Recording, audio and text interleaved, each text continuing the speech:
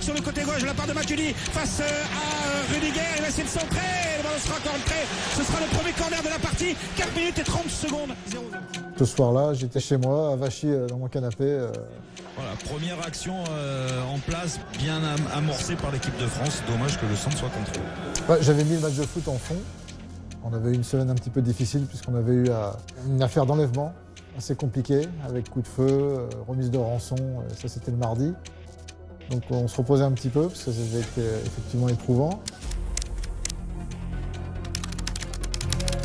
Le Brésil doit se dire mais qu'est-ce que c'est que cette équipe qui attend les Français? Ils abandonnent la possession du ballon à l'équipe de France.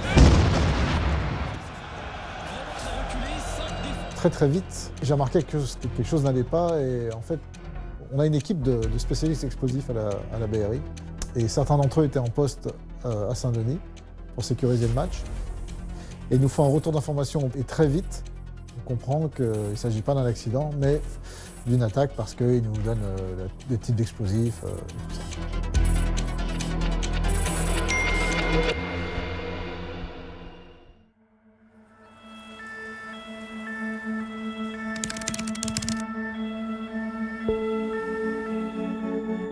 Nous, on prend notre service à 19h, on prend les consignes à la préfecture et à l'issue, vers 22h30, on sort pour faire des rondes anticriminalité, comme on fait toutes les nuits.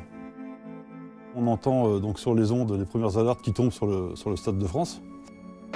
J'ai 2 décédés, 6, 5 et 1, 6 urgences absolues, 6 urgences relatives, reçu par les. Et là, il y a notre état-major qui nous commande pour nous diriger sur place. Et arrivé porte de Clignancourt, entre Saint-Ouen et Clignancourt, on commençait à avoir quelques petites informations au niveau des ondes radio police, comme quoi on commençait à avoir des détonations d'armes à feu sur Paris. Fusillade, rue Alibert, angle, rue Bichat, tireur non localisé. Ils annonçaient donc les terrasses, c'était le début des terrasses sur le 11e, et nous on était commandés pour Saint-Denis. Et là on se regarde et puis on sentait vraiment que Paris était important. Donc on échange, du coup il me dit on prend Paris. Et là de Clignancourt, je descends Barbès, direction le 11e, on se dirigeait vers les terrasses. Pour une urgence, ne quittez pas, un opérateur va vous répondre. Urgence pompier. Bataclan, fusillade. Oh, d'accord, ok, vous êtes sortis? Non, tous dedans. Vous êtes tous dedans? Vous êtes enfermés avec combien de personnes là? Oui, 2 personnes qui sont du travail. Ils sont toujours dedans, eux? Ça tire dans le Bataclan là. Ouais. Regarde, on entend les coups de feu.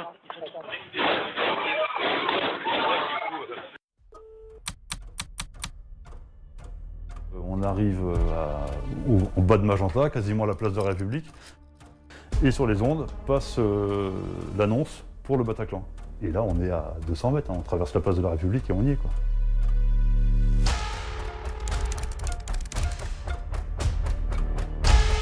Je suis rentré, en moins de 7-8 minutes, on était là.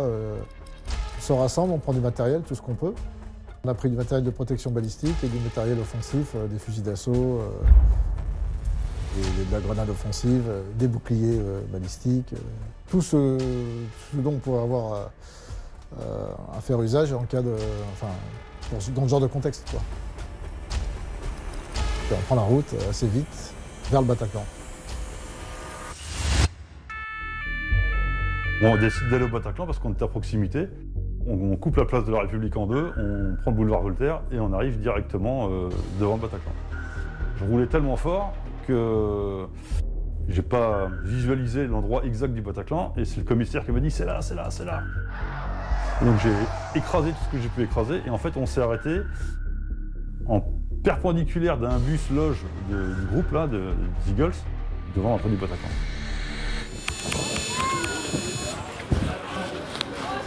Éloignez-vous, madame.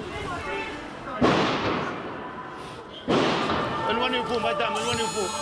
Et quand on arrive, il y a déjà des corps de partout, quoi. Éloignez-vous. On a 3 pauvres personnes là qui sont par terre, qui sont décédées. Oh merde. On sent bien ça va pas, quoi. Le commissaire, lui, dans son angle de vue, à un moment donné, les portes s'ouvrent et il voit le terreau avec une calache. Il m'annonce calache, calache. À l'époque, le protocole nous interdisait de rentrer, nous demandait de figer la situation et de faire appel à la BRI, au RAID. Avec le commissaire, on se regarde, on se parle pas parce qu'il n'y a pas besoin, et on rentre. On voit évidemment une scène indescriptible. Donc quand on passe les portes, il y a des corps. Les corps sont enchevêtrés les uns sur les autres, sur 2, 3, 4 niveaux. La salle est jonchée de corps. Et on voit sur la scène le premier terroriste en train de lever sa calache en direction d'une victime qui était là.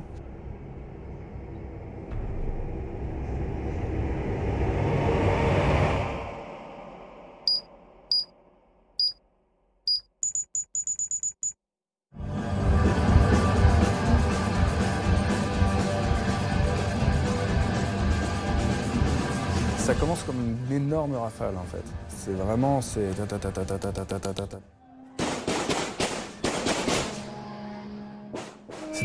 C'était assez violent comme son. Ouais, c'est vraiment très très puissant quoi.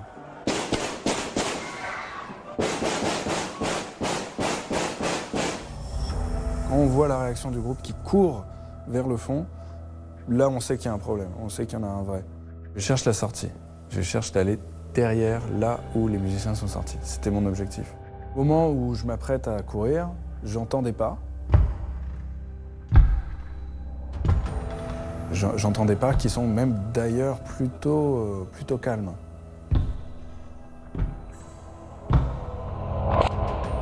Là, je suis nez à nez, en fait, finalement, avec un terroriste. Il ressemblait vraiment à n'importe quelle personne de banlieue, avec un tracksuit, des baskets, et voilà.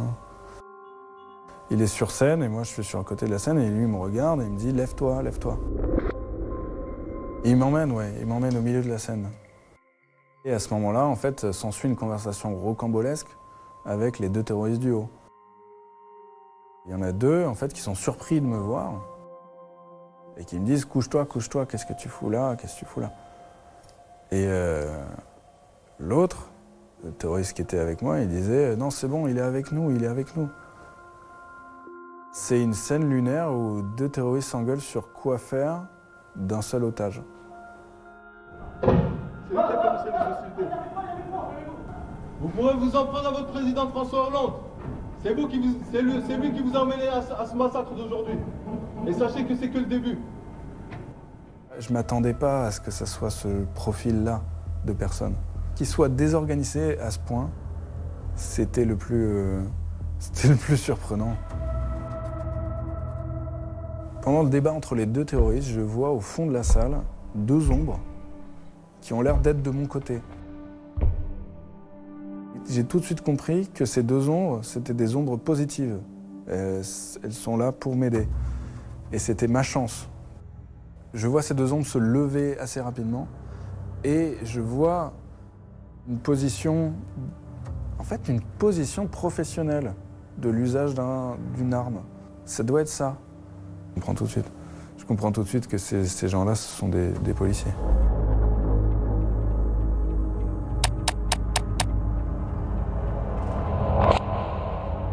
Le commissaire tire 4 fois. Il donne le tempo. Bim, bim. Et moi, je commence à enquiller sur sa 3e ou sa 4e cartouche. Je fais un tir comme au stand, un tir debout, droit et verrouillé. Je vois d'ailleurs quelques petits flashs. Et à ce moment-là, en fait, je comprends tout de suite qu'en fait, il tire sur le terroriste qui est à gauche de moi. Que celui-ci dévisse. Je vois que son arme, en fait, se tourne et que celui-ci s'apprête à tomber aussi. Je vois ça et j'en profite, en fait, à ce moment-là. Je cours vers la sortie que je n'avais pas vue depuis le début, qui, en fait, était là depuis tout ce temps.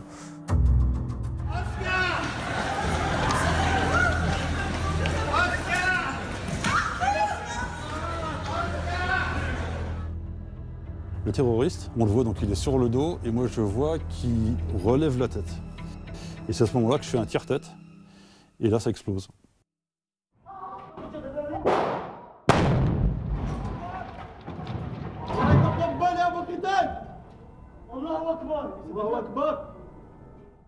Au moment de l'explosion, moi je vois comme des espèces de paillettes à la fin des spectacles là, qui descendent là. Ben, c'est exactement ce que je vois. Sur le moment, je pense qu'il a été couvert par une grenade. Et en fait, assez rapidement quand même, mais plus tard, on se rend compte que ce que j'ai pris pour des confettis, c'était le tiro qui est parti, qui s'est évaporé.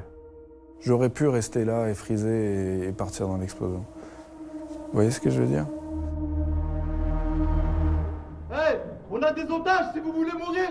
Si vous voulez qu'ils meurent, continuez. Bon, on se fait rafaler par un autre terroriste qui était sur les balcons. Et donc là, on recule, pas le choix. On ressort et on annonce ce qui se passe sur les ondes et puis on attend les renforts, quoi.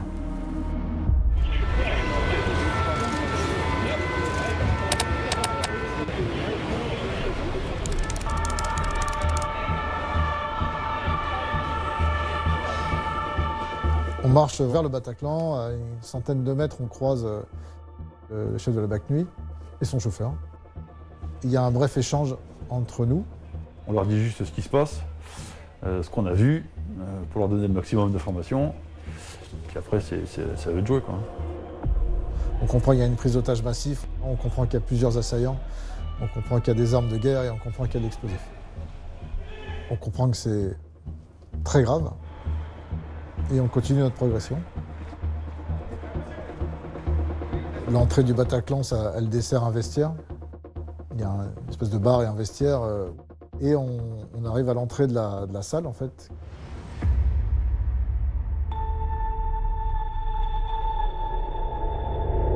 Quelqu'un a allumé les spots de la scène.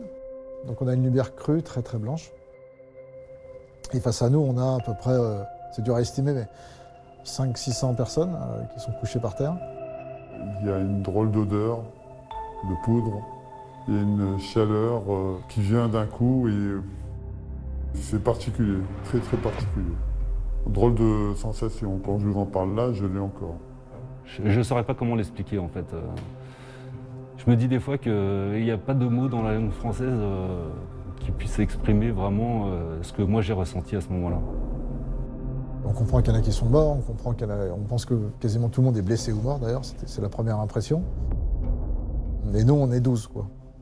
Donc là, ça nous prend un petit peu quelques secondes, quelques minutes pour décider de la meilleure stratégie. Les gens, eux, ils pensent qu'ils sont sauvés puisqu'on est là. Et on essaie de leur faire comprendre par quelques mots, par un geste, par un regard que non, il ne faut pas bouger, on va revenir, mais pour l'instant, nous, on a une mission à faire. Et ça, c'est difficile. Il y en a qui ne comprennent pas pourquoi on ne soigne pas leurs proches et qui ne sont pas contents, hein, vraiment, et qui l'expriment. Il y en a qui nous attrapent un peu les pantalons et qui se plaignent du fait qu'on ne les aide pas.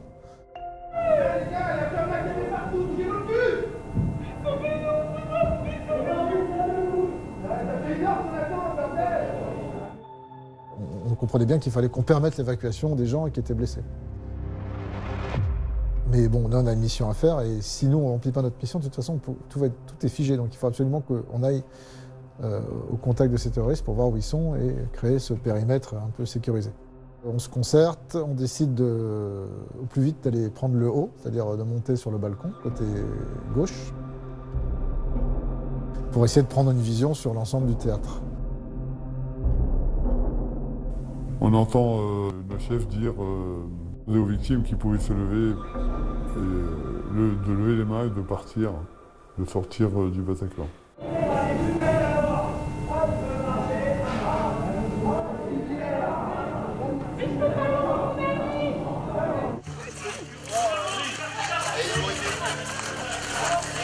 On les fait sortir un peu en groupe, on va les canaliser tous. On lève les mains, et on va vérifier que ces gens-là ne sont pas des terroristes. On ne peut pas avoir un surattentat avec quelqu'un qui aurait un gilet piégé ou ce genre de choses. Reculez, reculez! Il y a des gens qui arrivent. D'abord les gens valides, ils sortent plus ou moins en courant. Et puis des blessés qui peuvent marcher. Et puis très rapidement, des blessés qui ne marchent pas, qui sont entraînés par leurs copains. Les premiers qui arrivent, on les lâche là, on commence à faire mettre des pansements compressifs, mettre un ou deux garrots, puis après moi j'ai plus rien. Donc quand ça saigne, je prends mes ciseaux, je découpe les t-shirts, je le mets en boule, je l'appuie là où ça saigne, et je dis aux copains appuie dessus, et de toute façon il faut le sortir. Pour les sortir, ceux qui sont vraiment très gravement blessés, ils sont allongés, il faut les mettre sur des brancards. Or des brancards on n'en a pas. Je me souviens qu'en arrivant, j'avais vu une dizaine de barrières, qu'on appelle des barrières Vauban, ces barrières métalliques, et je dis aux policiers, attrapez-moi des barrières, vous me les mettez à l'horizontale, on va s'en servir de brancard. C'est comme ça que sur les images, vous voyez des norias, barrières métalliques avec des gens dessus.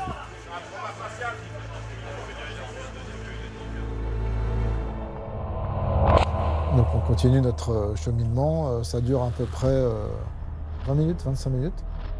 On a fait donc tout ce côté gauche et on arrive au bout de ce couloir qui dessert le balcon gauche, en haut à gauche, où se trouve en fin de couloir une porte en bois classique. Et on se rapproche de cette porte. Comme on a fait plein de pièces avant, on continue dans la foulée et on se dit bon bah voilà, on va aller jusqu'au bout, comme ça on saura s'ils sont là ou pas. On pensait honnêtement à ce moment-là qu'ils étaient peut-être partis. Donc on va pour ouvrir cette porte. Là mon collègue remarque un chargeur d'AK-47, de Kalachnikov. C'est la première fois qu'on en voyait un depuis qu'on était rentré. On s'est dit tiens, c'est peut-être un signe que les terroristes ne sont pas très loin. Donc on enlève la main de la poignée. On était prêt à l'ouvrir, la porte.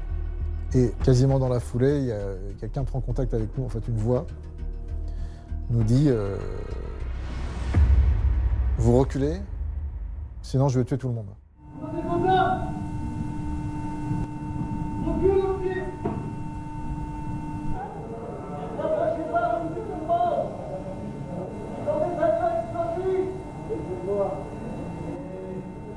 Et on leur propose de nous donner un numéro de téléphone, ce qu'ils font, qu'on fait suivre aux négociateurs. Nous, on est à l'écart dans un véhicule, au calme. Il y a mon collègue qui est au contact avec eux, moi qui l'assiste sur ces appels et sur les stratégies de négociation. Et donc là, mon collègue m'explique qu'il a eu au téléphone un des terroristes et que le premier appel a été plutôt revendicatif, puisque le terroriste explique qu'ils sont des soldats du califat, qu'ils sont venus sur le territoire français pour se venger, puisque la France tue leurs femmes et leurs enfants en Syrie, et que donc là aujourd'hui ils sont venus pour tuer les nôtres. L'information c'est qu'ils sont plusieurs, au moins 2, qui sont armés, qui sont déterminés et qu'ils ont des otages sous leur contrainte. Donc déjà pour nous c'est quand même un peu fondamental, quoi. Parce que là on retrouve quelque chose qu'on connaît plus, c'est-à-dire une situation de prise d'otage. Et dès les 2 premiers appels, on se dit qu'il n'y aura pas de reddition. Ça nous paraît improbable. Donc nous, notre rôle, ça va être plutôt un rôle donc, de garder le contact avec eux pour tenter de les stabiliser.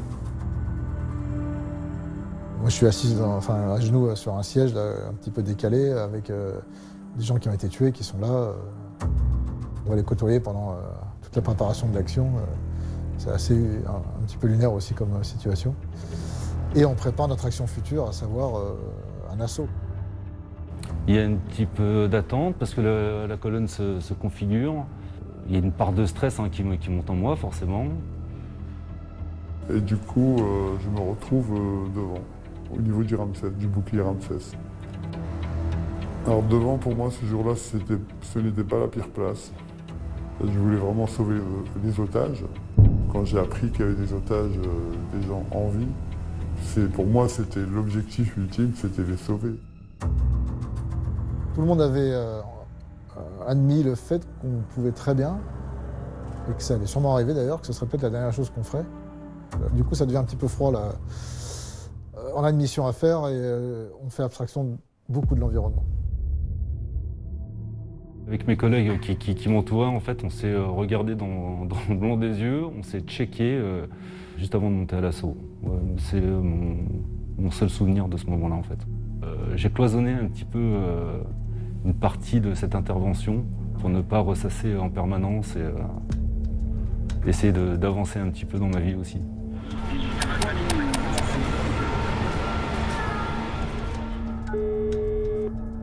Alors sur le dernier appel, donc mon collègue est au contact avec le terroriste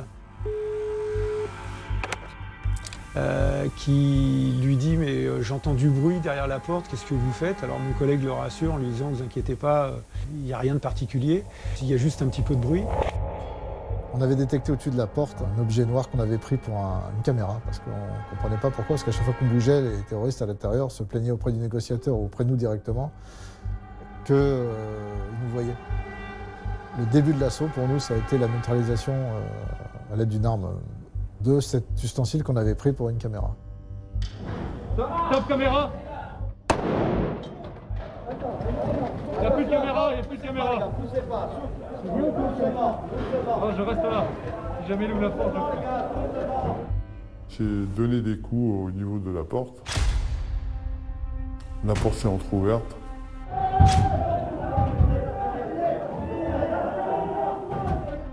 Une première fois, une deuxième fois. Elle résistait encore une fois. Je crois qu'à la troisième, elle s'est totalement ouverte. Et là, il y a eu le déluge de feu.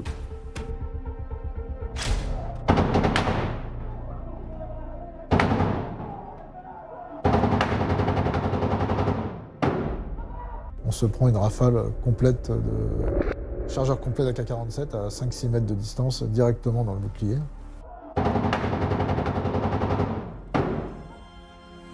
Je sens les impacts arriver sur le bouclier, mais je me dis qu'il faut continuer d'avancer pour les acculer tout simplement.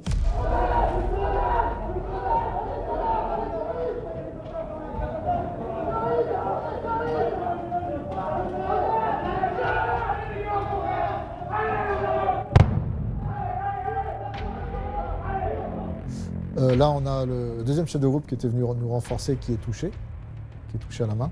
Je le sens en fait faire un salto arrière à l'impact, je l'entends crier et je le vois tomber sur le côté. Et là, je me dis, on n'est pas encore rentré dans le couloir, on a déjà perdu quelqu'un. Il fallait avancer, c'était relativement étroit. C'était beaucoup plus court en réalité que dans mon souvenir. Et j'avais l'impression qu'on avait marché des dizaines de mètres et au final, on s'est rendu compte que non, c'était assez exigu et que le fond était assez proche.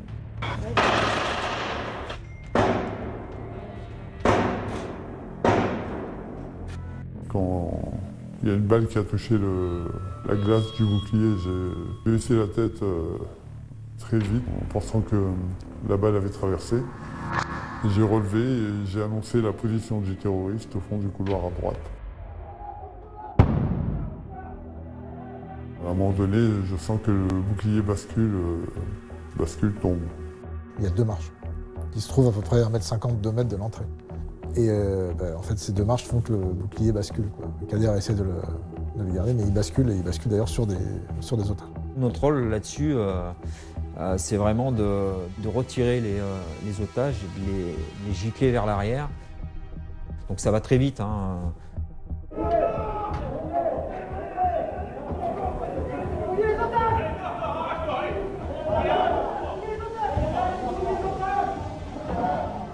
Quand on récupère des gens, on les fait sortir. Alors malheureusement, il y en a certains qui, quand ils sortent, ils passent devant, obligatoirement ils descendent l'escalier et puis ils passent dans la scène principale.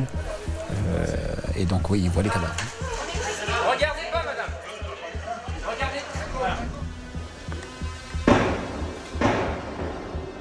Il y a tellement d'adrénaline à ce moment-là que c'est même pas du temps, quoi. Et c'est une action qu'on a commencée, qu'on va terminer. De toute façon, dans un couloir, il n'y a pas de 36 solutions.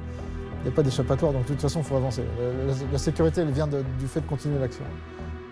Donc j'avance dans le couloir et jusqu'à ce que je vois le terroriste qui refait surface au bout du couloir.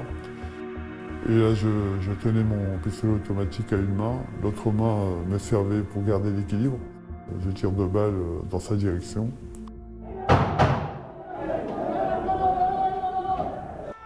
Là, on sent un vrai blast, donc on le ressent vraiment. C'est le premier terroriste qui s'était réfugié au fond, qui est blessé par Kader et qui actionne son gilet. Il s'est mis dans un renfoncement quand il s'est déclenché. La majorité de son gilet a tapé dans le mur arrière où il n'y avait personne et a tapé sur le mur qui était devant lui où il n'y avait personne. Il est mort, il s'est fait exploser et on arrive sur le deuxième. Et le deuxième, on s'aperçoit qu'il est toujours vivant. Et quand on s'avance, on s'aperçoit que le terroriste essaie d'appuyer sur son nombril, mais la chance qu'on a, c'est que le blast, le souffle, l'explosion de son complice a fait tourner son gilet. Les premiers éléments qui arrivent sur lui s'aperçoivent qu'il essaie de se faire sauter et donc vont le neutraliser.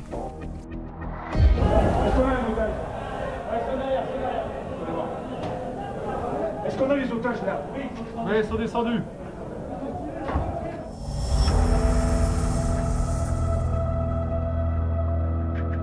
C'est une réussite, on va dire, tactique, quoi.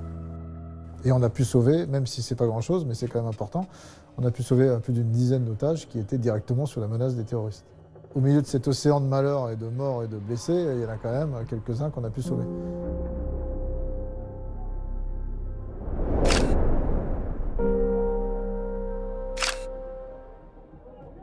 C'est loin d'être fini, je fais le tour partout, je vais chercher des blessés, il faut continuer à les évacuer, il faut les catégoriser, il faut les faire prendre en charge, il faut faire venir les pompiers à ce coup-là. Hein, quand on dit, bah, ça y est, on peut faire rentrer les secours, arriver en masse, les guider, leur dire, voilà, chope-moi celle-là, celui-là. La mission continue, hein, parce qu'il y a encore des otages qui sont cachés de partout. Pour ma part, je ne sais pas s'il y a encore un terreau ou pas, donc on continue tout le boulot à chercher dans les recoins les gaines techniques. Et à chaque fois, on découvre qu'il y avait des gens cachés un peu partout, même dans des endroits improbables. Les toits, sous les plafonds, dans les placards, enfin, je veux dire, ils essaient de se dissimuler le plus possible. On a même à l'endroit où on a les terroristes, on a une loge et on a des gens qui sont là, qui se sont enfermés. Le corps du dernier kamikaze, forcément, était tombé à proximité de la porte de la loge.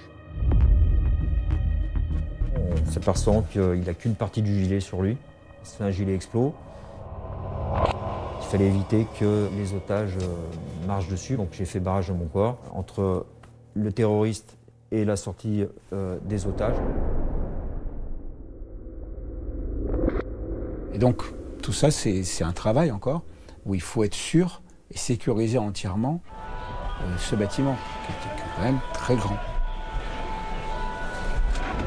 L'assaut est terminé, on a évacué les gens. Nous, les démineurs, avec les maîtres Charles, on est resté jusqu'à 5 h du matin sur place pour continuer à fouiller le bâtiment, à la recherche d'explosifs. Il faut descendre dans la fosse, regarder s'il reste rien dans la fosse. Et dans la fosse, il y a des dizaines de personnes qui sont décédées, quoi. Quand il faut fouiller la salle, il faut que tout retombe, que le silence s'installe, qu'on constate réellement l'horreur, bah, c'est plus dur.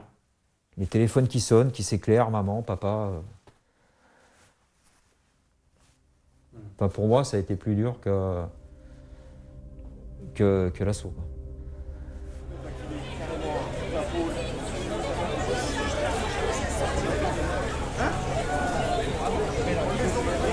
Sorti dehors, pour moi, c'était une atmosphère de fin du monde.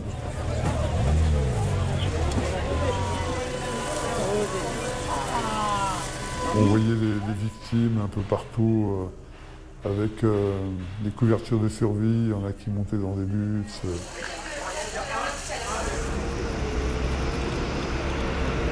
Des regards hagards,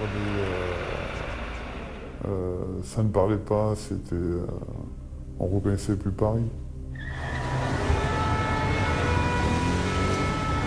Quand j'arrive dans le quartier du Bataclan, je vois tous ces soignants, médecins, infirmières, infirmiers qui ont vu des choses, et des êtres surtout, horriblement touchés, et donc sont encore au chevet des blessés, me regardent, comprennent que je viens les soutenir aussi, mais sont encore à la tâche et vont continuer à l'être pendant toute la nuit.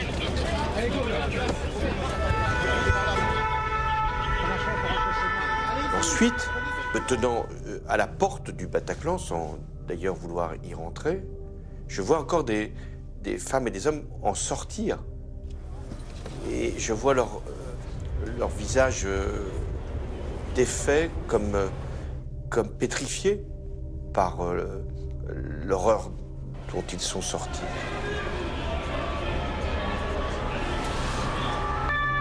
Toute la bacane est repartie à son siège.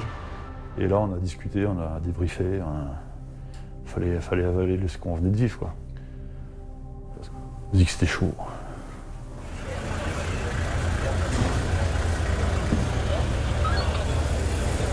Et nous, on rentre au 36. Moi, je me sentais vraiment vidé. J'avais besoin de me retrouver avec certains de mes collègues qui sont comme de la famille, en fait, pour moi. On était très liés déjà auparavant et on s'est retrouvés entre nous. On a vécu quelque chose d'impensable et d'unique, j'espère. Et oui, ça crée des liens pour la vie, quoi. Je suis rentré, je me suis couché et j'ai pleuré.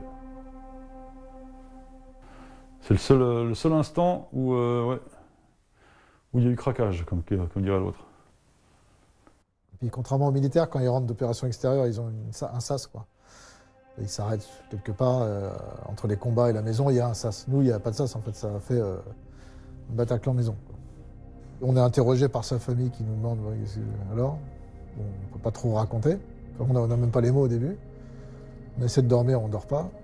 Et de toute façon, à 9h30, on nous a rappelé, parce qu'une voiture utilisée par les terroristes avec des armes dedans avait été localisée sur Montreuil. Et on nous demandait d'aller planquer sur cette voiture.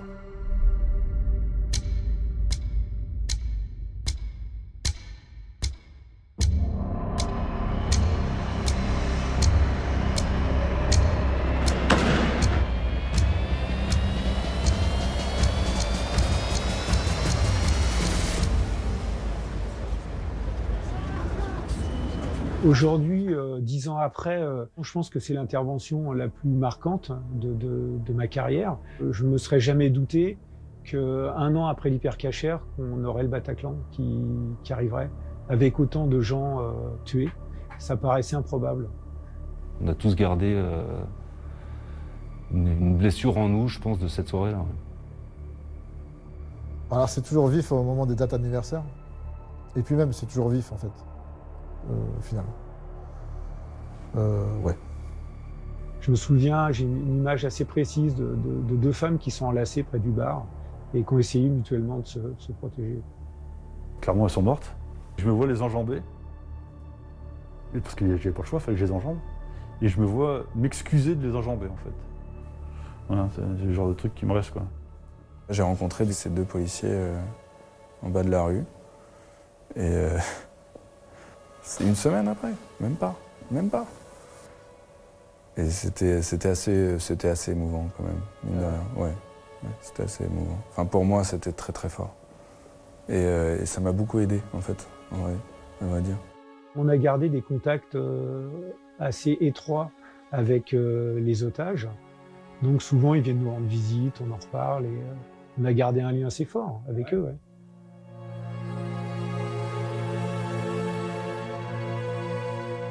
Ça fait 10 ans. Donc voilà, la vie continue. Pour nous, la vie continue et encore une fois, je le répète, elle est beaucoup plus facile à continuer pour nous que pour les gens du Bataclan.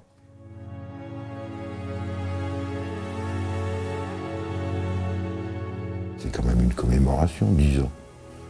C'est même un respect envers les victimes. On ne les oublie pas.